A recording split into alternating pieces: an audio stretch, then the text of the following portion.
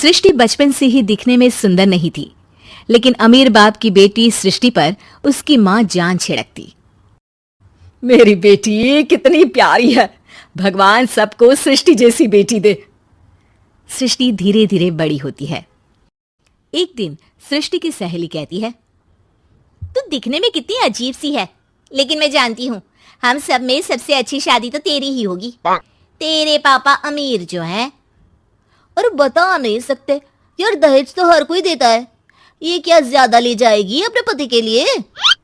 अरे बड़े शहर में कोठी है इसके पापा की। अरे पापा की है ना, कौन सी इसकी है? इसकी होती तब तो कोई भी लड़का इससे शादी कर लेता। अरे पापा की मतलब पापा की है तो मेरी ही है ना? किसने कहा? अब तेरी तो तब होगी ना जब तेरा भाई ना हो। वैसे भी शादी के बाद सारी प्रॉपर्टी भाई के नाम होती है। सृष्टि समझ जाती है कि उसे किसी भी हालत में माँ बाप की सारी प्रॉपर्टी को अपने नाम करना है, लेकिन कैसे? एक दिन सृष्टि का भाई शीनू कहता है, बहन क्या कर रही है? तुझसे एक बात करनी है। अरे हाँ हाँ करना, मैं तो तेरी बहन हूँ। बहन मेरी लाइफ में ना एक लड़की है, बहुत अच्छी है। मैं सोच रहा हूँ माँ और पापा से बात करूँ शादी के लिए। सृष्टि को समझ में आ जाता है कि भाई की शादी होते ही भाभी उसे एक दिन भी घर में बर्दाश्त नहीं करेगी। क्या बात है भाई, बताना कौन है वो? यार वो बहुत अच्छी लड़की है, पढ़ी लिखी है, मेरे साथ जॉब भी करती है। बस एक प्रॉब्लम है। हाँ प्रॉब्लम? क्या प्रॉब्लम है भाई? यार वो शादीशुदा है, लेकिन उसके पति ने उसे सिर्फ इसलिए छोड़ दिया क्योंकि उसके माँ बाप दहेज नहीं दे पाए। सृष्टि ये सुनकर न जाने क्यों खुश हो जाती है। अरे भाई तो क्या हुआ, लड़की तुझे तो पसंद है ना?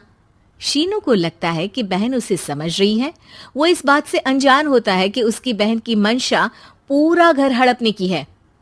सृष्टि अपनी माँ से कहती है, मम्मी मुझे तो बहुत चिंता है। पता है शीनू क्या कर रहा है? अरे क्या कर रहा है? वो तो काम पर जाता है और वापस घर आता है। नहीं ना माँ, वो यही तो नहीं कर रहा, बाकी सब कर रहा है। आपको पता है उससे प्यार है, और वो भी एक शादीशुदा लड़की से। ये क्या हो गया? मैं सोसाइटी में क्या मुंह दिखाऊंगी? अरे तेरे पापा तो यही कहेंगे कि मैंने ही उसे बिगाड़ दिया है। माँ देखो, मेरी बात मानो, पापा पर भी विश्वास करने की जरूरत नहीं है। अब आप ही बताओ, पापा इतनी देर घर के बाहर रहते हैं क्यों? बोलो। अरे बेटा वो तो नौकरी करते हैं ना। तू बहुत भोली है माँ। पापा का ऑफिस तो 7 बजे खत्म हो जाता है, लेकिन देखो कितनी देर से आते हैं। अरे नहीं नहीं बेटा, ऐसी कोई बात नहीं है। सृष्टि माँ को एक औरत से बात करते पिता की फोटो दिखाती है।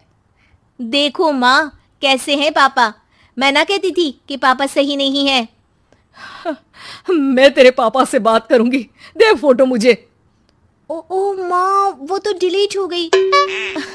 लेकिन चल, तूने तो देख लिया ना, पापा से बाद में बात कर लेना। और हाँ, मेरा नाम बिल्कुल मत लेना। हाँ माँ।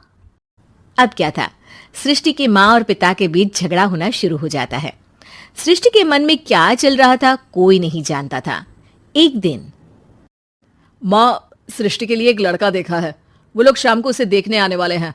और हाँ माँ, एक खुशखबरी, मैं और पापा मिलकर एक नया बिजनेस ट्राई कर रहे हैं। शाम को लड़का आता है, सांवले रंग का। सृष्टि को तो बिल्कुल भी पसंद नहीं आता। लड़की की माँ कहती है, लड़की का चेहरा तो कोई खास नहीं, लेकिन अगर मेरे बेटे को आप लोग सेटल कर दें तो मैं उसकी शादी आपकी बेटी से करवा दूं। सृष्टि को लड़का बिल्कुल पसंद नहीं था। उसे भाई पर गुस्सा आ जाता है। लड़के वालों के जाने के बाद कहती है, माँ देखा शीनू मेरे लिए कैसा लड़का लेकर आया, न दिखाने लायक न सुनने लायक, सेटल भी नहीं, वो भी हम करे। अरे माँ मैं जानती हूँ ये मेरी शादी किसी भी घर में क्यों करवाना चाहता है। अरे कैसी बात कर रही है बहन, तूने तो देखा ना, लड़के को मैंने ही मना कर दिया तुझसे शादी के लिए।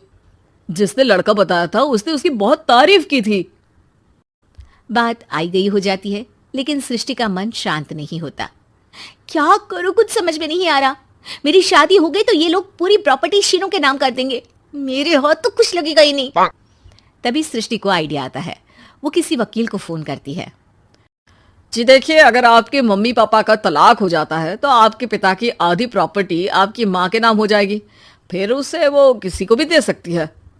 सृष्टि अब माँ को बेटे के खिलाफ भरती है। माँ, शीनू पर नजर रखा करो, वो जिस लड़की के प्यार में है ना वो शादीशुदा है। यहाँ आएगी, सारा पैसा रुपया जमीन जायदाद सब भड़प लेगी। पापा का भी हाल तुमसे छुपा नहीं है। ऐसा ना हो कि मैं और आप एक दिन सड़क पर भीख मांगे। हे भगवान, मैं तो जीते जी मर जाऊंगी अगर ऐसा हो गया तो। ऐसा हो गया नहीं माँ, ऐसा ही होगा। अभी समय है, आगे का सोच लो। मैं तो कहती हूँ पापा से आधी प्रॉपर्टी लेकर अलग हो जाओ। पापा की आधी प्रॉपर्टी भी हम लोगों को अगर मिल जाती है ना तो अगले 7 जन्म सफल समझो।